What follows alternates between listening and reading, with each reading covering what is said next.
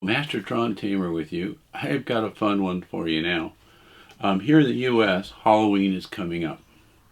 If you're unfamiliar with our celebration of Halloween because you live somewhere else in the world, basically it's a pagan holiday that we inherited from our European settlers of this part of the world. And now it is like a big national holiday on the last day of October, when kids dress up in costumes and go trick-or-treating. Trick means that in the old days, if you didn't give them a treat, they would do something nasty to you, and luckily, hopefully that's all gone. So it's just a lot of fun. Kids come up to the door, the adults make a big deal about how cute their costumes are, and we give them a little bit of candy and we send them on their way. Anyways, some of us like to go a little bit further than that and actually do decorations which are themed spooky and even scary for the benefit of the kids. So along those lines, I'm one of those people that do that. We actually have an affectionate nickname for each other. We're called haunters, people who like to put up scary displays for this holiday. So anyways, you can't have a scary display without some tombstones. So I wanted to go ahead and show you how you can make one look just as good as this one. Hope you think this one looks good. Anyways, and I'll take you through all the steps, both in the creation of the tombstone and how you can modify and do even cooler things with them. I think this will end up being a two-parter. But I'll let you go ahead and get your tombstone built first, and then we'll go on to some of the other stuff in the second part. So you saw how easily I lifted that. It's made out of foam. The material specifically, if you have a big box hardware store near you, is rigid polystyrene foam. There are two kinds of it. There's a kind that's kind of soft and wiggly. You don't want that. You want the rigid kind. So it's going to be much easier to carve, and it'll hold up longer year after year. So that's step one. And like I said, the cheapest place is to get it out of the hardware store, because you can get at least in the US, you can get a 4x8 foot sheet for about $20.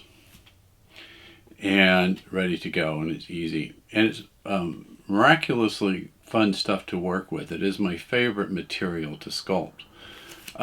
Anyways, I've been using it for years, even going way back when I did one when I was in school, which I still have. I was going to show to you. So this one actually went into a college art show. Oh, there you go, a little bit better so it's in frame. And like I said, you can do almost anything with it. I've been working with it for many years. It's a skill I picked up. I grew up in Southern California, in the studio districts of Southern California. So I got a little bit involved. Lots of students from my high school went on to be various things. One of my high school classmates was Valerie Bartonelli. So a lot of people got involved with that industry. Some of you may have noticed over my shoulder this way, and I'll do a close-up of that. I've got that, what looks like a piece of stone hanging on my wall. This goes back to when I used to teach college. I had this hanging in my classroom.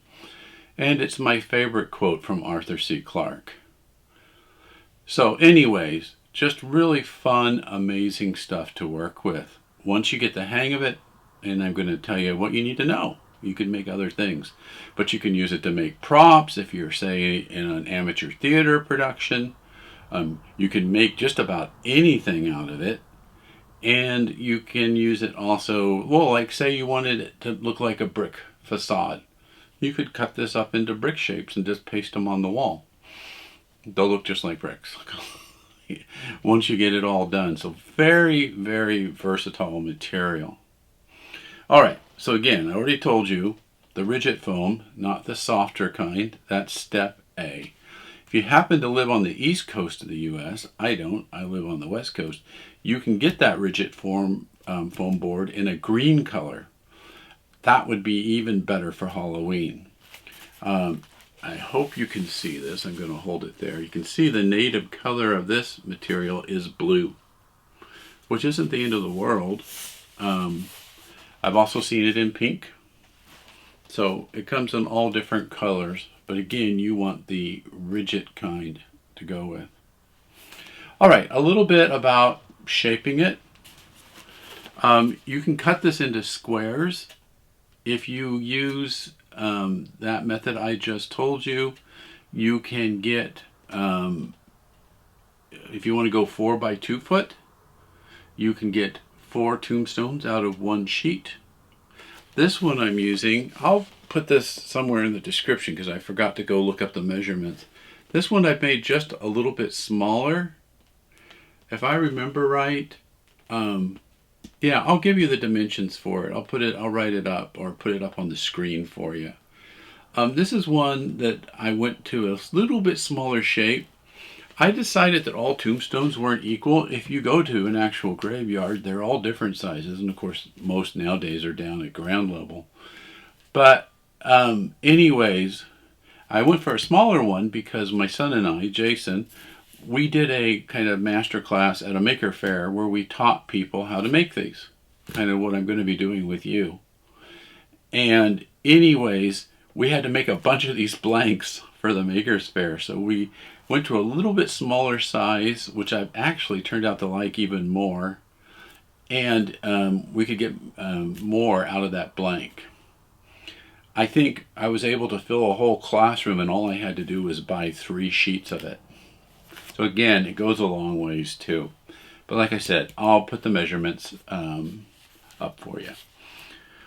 All right, so there's only one downside to working with the foam board. You cannot use any traditional spray paints, anything with a solvent in it, even nail polish, which I use on some fine details of things. None of that can be used on foam board. It has to be a water-based latex paint. Now, when I'm going to paint my boards, what are my tombstones, what I do is I get whatever the mix match ones that you can typically get at the hardware store, wherever you buy paint, house paint. They'll be up by where they mix it, a couple of cans that they're selling for $4 or $5, which were mistakes. That's what I use for all my Halloween decorations, is the mistake paint from the hardware store. And what's funny, if you get to know them, and they know me by now, they really will work with you. So like if I go there and the color's way too light, I'll go, hey, could you put a little tint in this one? And they'll, oh sure, they'll darken it for me or whatever. And I tell them what I'm using it for, that it's not going on a wall, and they'll do just about anything for you to fix up the colors. But again, make sure it's a latex. It can be interior, exterior. Exteriors tend to have a little bit of a shine on them, like this one does, and I think you can see that. So step 1, you cut it into the basic shape of the tombstone. And then you can do lots of different shapes. You can see here, I've just gone with a traditional round on this one. The one that I'll be making with you just has rounded corners. 45 corners also look good on a tombstone. But be creative. It can be anything you want. And if you totally mess it up, the whole blank costs you $4 and you can just start over again. So be creative. Come up with whatever shape you like. I cut this, and this is my first warning, and I think I'm going to repeat it later in the video, is I'm going to be using some sharp knives in some of this demonstration. Our sharp knives should only be used with lots of experience by people who know what they're doing, and definitely under adult supervision. Even if you're over 18 or 21, whatever it takes to be an adult where you are, I still If you've not used sharp knives before, use gloves and get somebody to help you. It's dangerous, and I'm not responsible if you hurt yourself. What you see me doing comes with years of practice, and I have cut myself. Not going to lie. So be careful. I'm not responsible for what you do to yourself. It's sharp knives. Realize that. Anyways, for these corners like this is a 2-inch sheet of foam that this came out of. And I used I think for some of these I used a utility knife, which in much of the rest of the English speaking world they call a Stanley knife.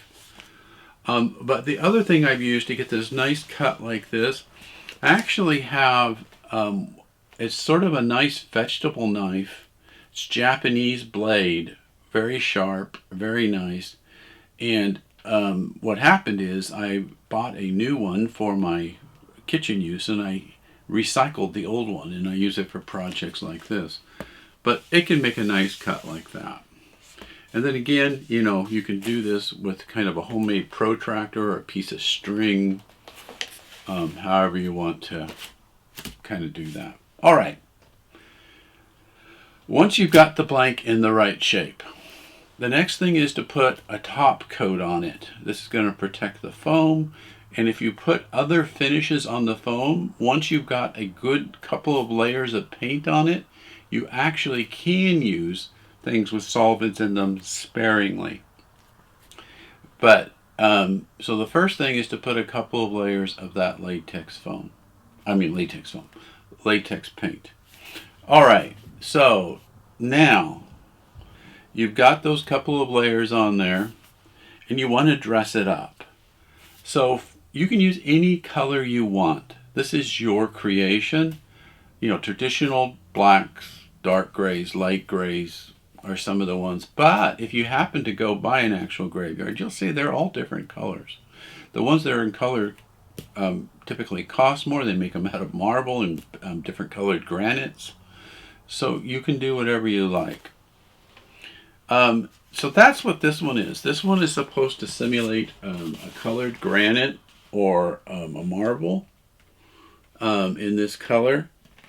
Now, you might be wondering how I got these patterns on here to make it look like a marble or a granite.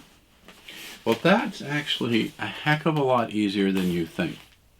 Once you've got your two colors on there, the next thing you're going to do, and let them dry a little bit, I mean your two base coats on there, and you let it dry just a bit, is you take, I roll them on, by the way.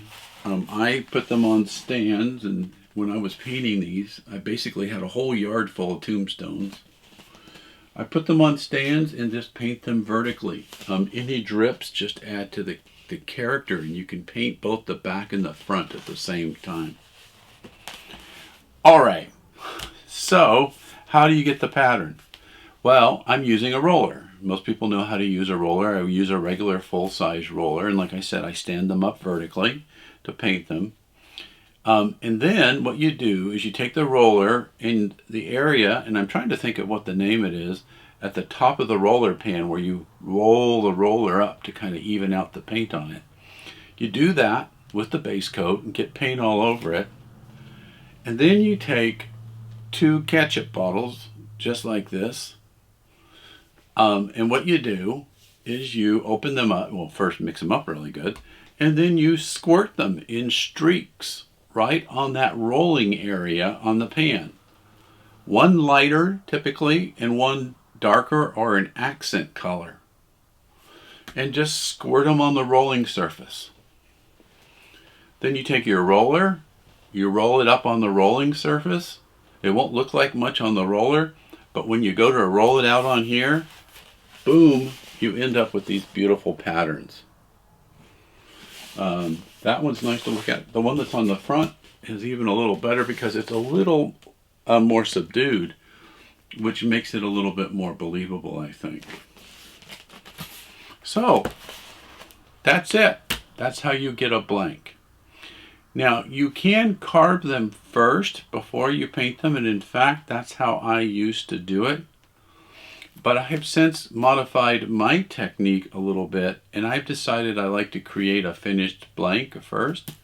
I mean, even if you don't get them carved, you can put them in your Halloween display and put them in the yard, and it'll just still look like a tombstone, even if you haven't gotten around to carving it.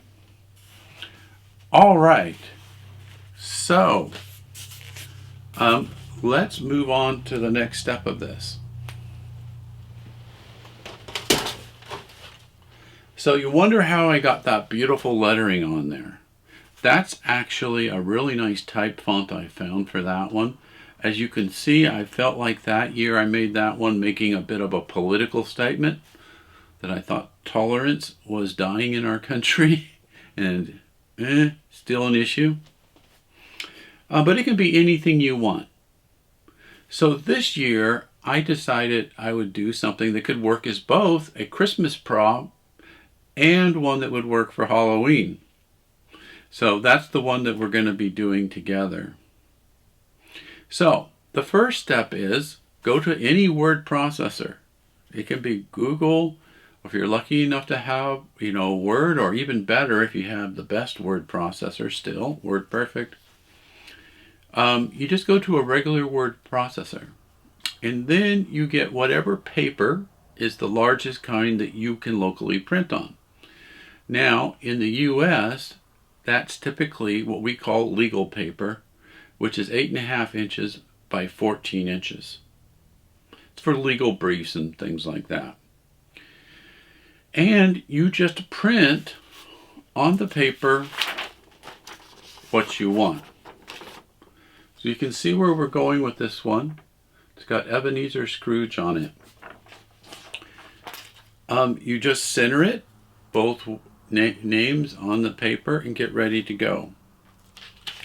Now, if you're curious of the interesting small caps capitalization on this, why I did that, well, there actually are older tombstones that are like that, but specifically the reason I did this one like this is because I went back and looked at some of the early editions of A Christmas Carol, ones that were printed in Dickens' lifetime. And this is how they printed the tombstone in those editions. So I was trying to keep it authentic to that. I then went back and watched a few little video clips of various productions of A Christmas Carol, and sure enough, a couple of them must have done what I did, because they used the same casing and the same font even. So anyways, that's it. Now, once you've got that, you're going to put it on your tombstone blank, as in this example, and I've got a big large square that I use. It's a sheetrock square, actually, to get this perfectly centered and nice and level. It wouldn't be the weirdest thing in the world to have it going uphill or downhill. Remember, it's a prop, and maybe that looks scary with the words running weird. But I like it nice and level, which is what we're going to go for in this one. And like I said, that's easy enough to do with the square. And as you can see, I've taped that all on. So, anyways, I've got this all ready to go. Now, you may have noticed this one's got a little bit different finish on it. This was actually made in the same run that the other ones were. The one I was just showing you. I went ahead, I put the base coats on it, and then I decided to do something a little bit more fun. There's a spray product called, I think they call it Make It Stone. Now, it has a solvent in it, which will eat foam. But if you put it on sparingly, after a couple of good coats of the latex paint, you can go ahead and put it on. I then think I put a light coat of acrylic clear on top of this, a matte finish, because I didn't want it shiny. And all of a sudden, it looks just like stone. So this is going to be our starting point. All right, so now you've got it like this, and you're like, how do I get those words on there? Well, the next part of this is we're going to carved those in. And I want to see, I should have behind me pre-prepped because I didn't want to leave it up here in case I would cut myself. I have it, yep, that's right where I put it. I've got an X-Acto knife. Now that's what we call these in the US. In much of the rest of the English-speaking world, they're called scalpels, which is actually what they are. What do you use scalpels for? Cutting flesh, right? I like that they call them scalpels in the rest of the world because that helps people understand they're dangerous. Anyways, the actual carving is going to take some time. So what I'll do is kind of show you the tips and tricks of that. And then I'll go ahead and start carving it. I'll either speed it up or do some jump cut or something in there so you don't have to watch the whole thing. Unless that really is of your interest, and if it is, let me know. I'll make you a video of me doing this at the normal slow speed so you can enjoy it. So first off, if I was doing my first one, I would not pick a font that has serifs on it like this one. This font has, well here, let me hold up the paper. This font has serifs. That's the name for these embellishments on the ends of the parts of the letter. And it's correct because this is how the font would be in the period, which is why I'm using it. But if I was doing my very first one, I'm not sure I would use a serifed font because they're a little bit more difficult to carve and requires more practice and skill. So I would start off with something a little easier than a serifed font. Okay, so now we're getting ready to do this. Let me put this paint out of the way so that hopefully I don't spill it. No guarantees when it comes to paint.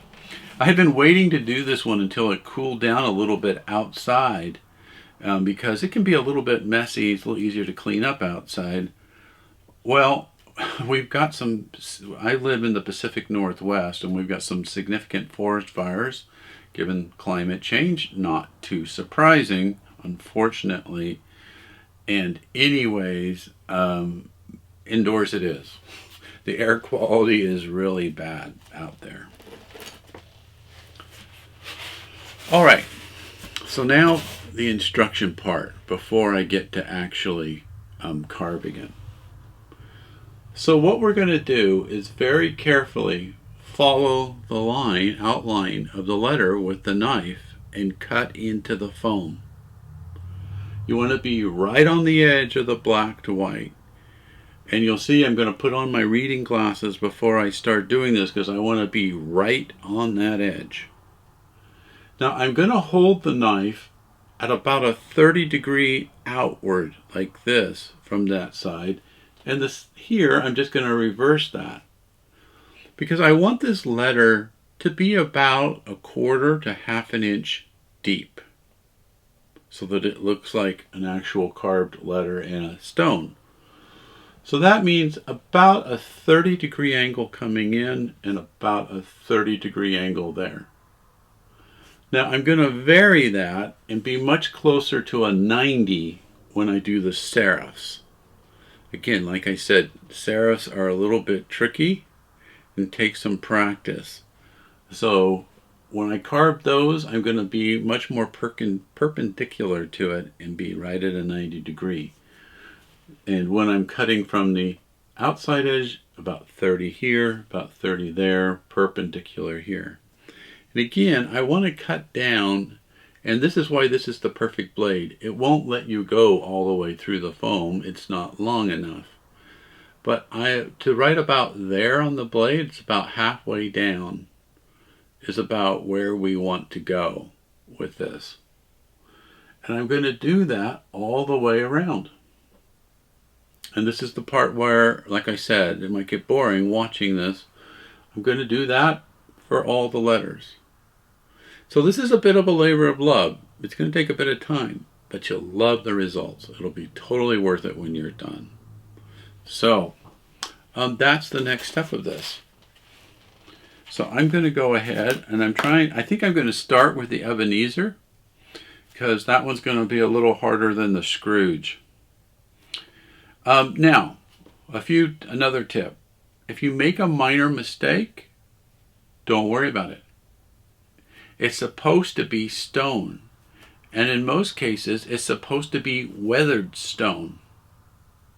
So, a really skilled artisan who had done a few hundred of these might even deliberately put some extra carve-outs in to make it look more authentic. We're not going to quite jump to that yet. But don't sweat it. The other thing is, if you get it really wrong, you can just glue it back in. It's foam. And we'll put another coat of paint over it, and you'll never know that that's what you did. One tip about glue: white glue will work just fine. But the preferred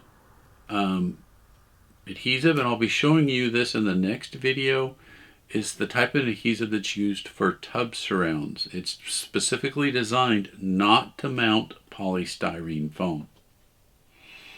So I'll show you the type I'm talking about. But again, if you get it a little bit wrong, but then if you get it completely wrong, flip it around to the back side and start over again. Don't worry about it. Nobody will put the other side towards the wall. Nobody will ever say it. So don't worry too much. All right, got the reading glasses. So now let's go ahead, and I'm going to start doing this. And like I said, at some point I will we'll get there. I think I've already burnt up a lot of your time as it is explaining the things I have explained. So let's go ahead and start in.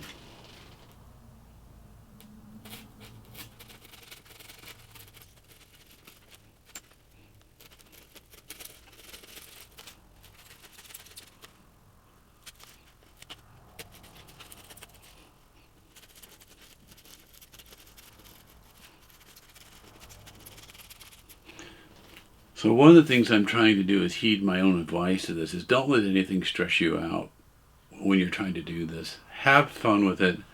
Even though I'm doing a video, which stresses me out a small amount, and because of that, I would be really tempted to go fast, and that's when the mistakes are going to happen.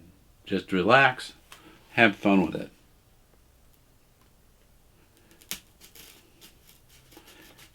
Remember Bob and his happy trees? We want to make happy foam.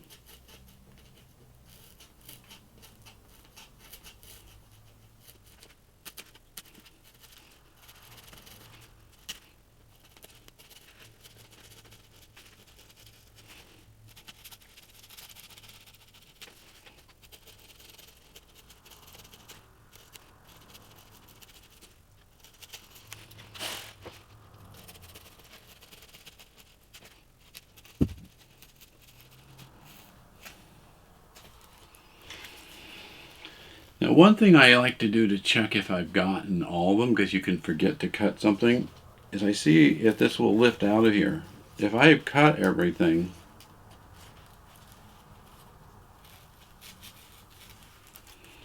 then I should have a letter E.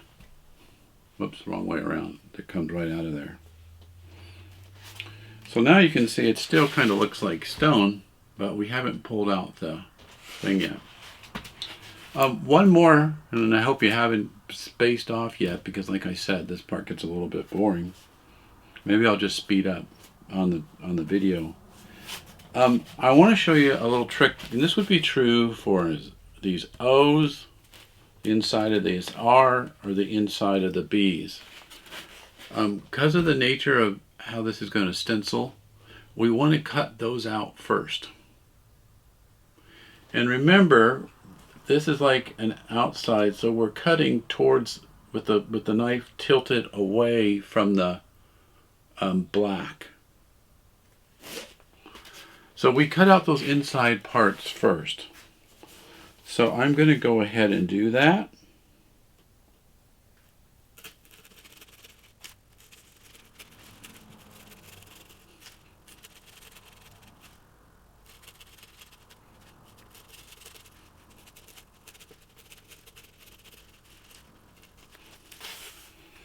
So the insides of the B have come out, and again, knife tilted towards the white, away from the black.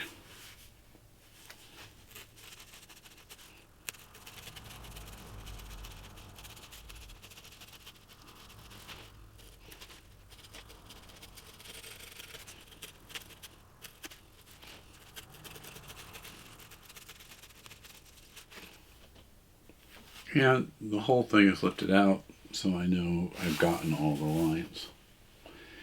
And then it's just to keep repeating.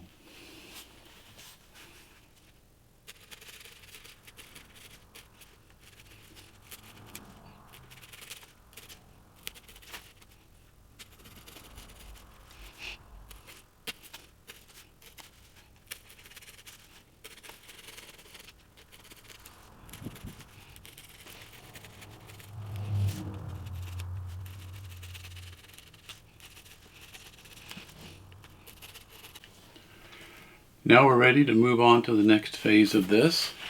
As I hope you can see, we've got it all cut out. And you can tell because the black letters on my template are missing. So I'm going to go ahead at this point and remove that. It has served its purpose. And I'm thinking you probably can't see these. They're just a very fine outline where we have cut into there. All right, so the next part of this is going to be to carefully remove these. I forgot my knife from where I was cutting this out. I'll grab that and then we'll get right to it. Okay, I've got knife. Time for reading glasses. So what this is going to do, and this is going to be rather difficult to try and show you, but I will try to tip this so you can see it. Right? We now need to pick out what was black before. So let's see if I can do this over my shoulder. I'm going to start with this S.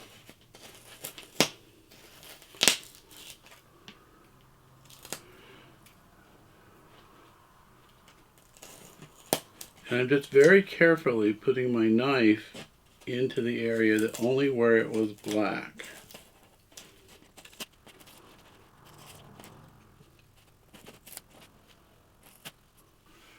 And I'm going to keep doing that.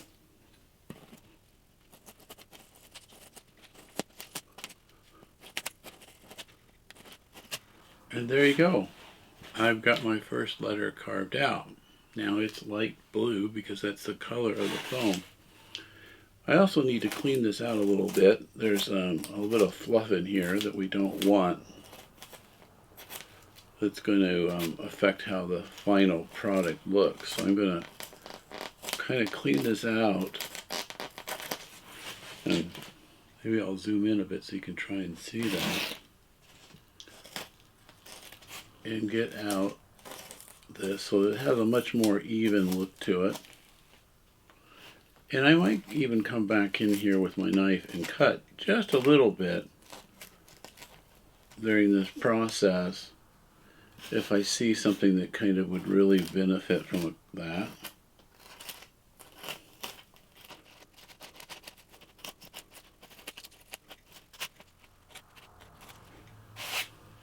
So this is the part where I warned you this can be a little bit messy. But this S is pretty good now. I've got that all carved out. And let me try and zoom this in just a little bit. There we go. So that you can see that S. And again, I was just trying to get a nice even look. I dug out a little bit more in certain areas so that it looks nice and even. So what I'll do now is go ahead and do the other letters. That's the next part of this. Here we go. Now we're zoomed all the way back. So again, like I said, I recommend normally, I heard today that there are over 30 fires around me. When you don't have a situation like that, this works better because, or you could do it in a garage and then just sweep it up when you're done. It's very light, it's easy to sweep up. But as you can see, I've cut pretty deep where I was supposed to, so I've got a nice firm edge around there. And now it's just a matter of continuing to do that for all the other letters. So, because it's easier for me, I'm going to go ahead and work on it laying down. And I'm going to keep doing exactly what I was doing, pulling out just the part that was black. And having an extra copy of this nearby is really not a bad idea. So just in case you forget what is supposed to come out and what is not, you can deal with that. And because I'm not having to hold this up to you while I'm doing it, this should go quite a bit faster now. Alright, I will hold it up now that it's nearly finished.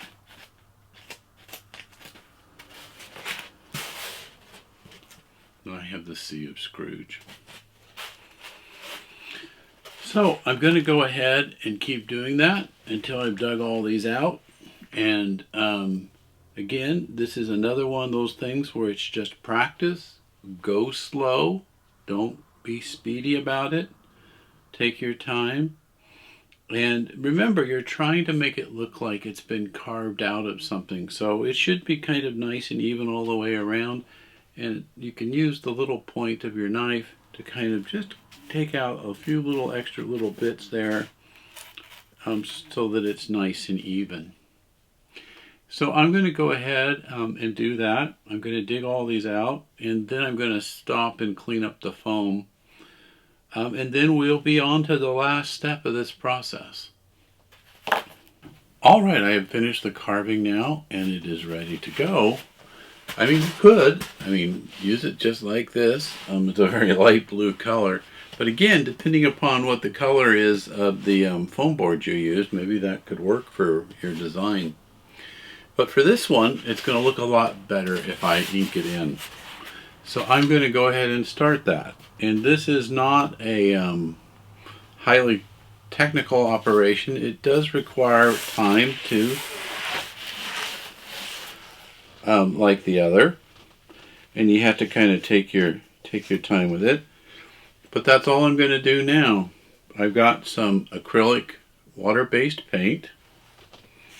I have some very wet paper towels here in case I make a mistake, because that's highly likely. And I am just going to go ahead and start putting this in. Alright, I've got a lot of different brushes to use here. Let's try this one. See how that one works for us.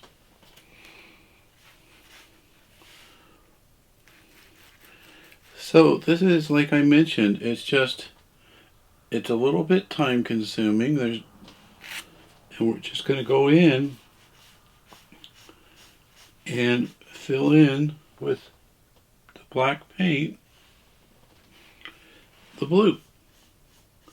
Trying our best not to get it where we don't want it. Well, I'm already seeing that for some parts of this I need more paint. So I'm going to try this a little bit thicker brush, which means I can put down more paint at a go. And that's basically what I need for the bigger areas. I can see that right now. That fine brush is going to work good in the serifs. Let me go ahead and finish this one to show you. And then we'll probably cut the video and show that. So I've got my first case of kind of getting it where I didn't want it. So let's see how well that theory is going to work. Yep, it works pretty good because it's a water-based paint to just mop up the areas we don't like.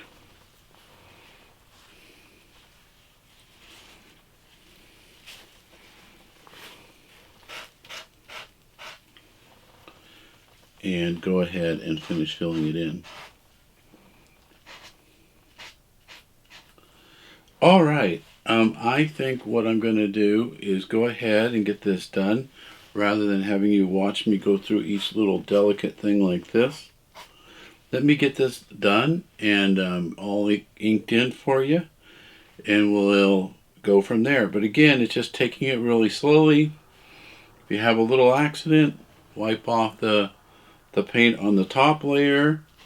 If you have prepared that properly, it should just wipe off like it is for me right here.